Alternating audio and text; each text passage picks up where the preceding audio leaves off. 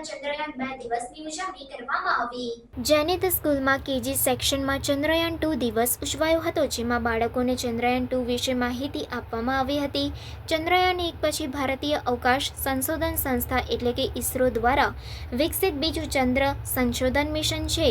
22 જુલાઈ 2019ના રોજ GSLV mark 3M1 દ્વારા 9 કલાક 13 મિનિટ 12 સેકન્ડ UTC પર આંધ્રપ્રદેશના સતીશ ધવન સ્પેસ સેન્ટર ખાતે બીજા લોન્ચ પેડ પરથી ચંદ્ર પરના તેના મિશન પર અવકાશયાનને લોન્ચ કરવામાં આવ્યું હતું। લેન્ડર અને રોવર 6 સપ્ટેમ્બર 2019ના રોજ લગભગ 70 અંશ દક્ષિણના અક્ષાંશ પર દક્ષિણ ધ્રુવીય પ્રદેશમાં ચંદ્રની નજીકની બાજુએ ઉતરાણ કરવાના હતા અને એ ચંદ્ર દિવસ માટે વૈજ્ઞાનિક પ્રયોગો હાથ ધરવાના હતા, જે લગભગ પૃથ્વીના 2 અઠવાડિયા જેટલો હશે।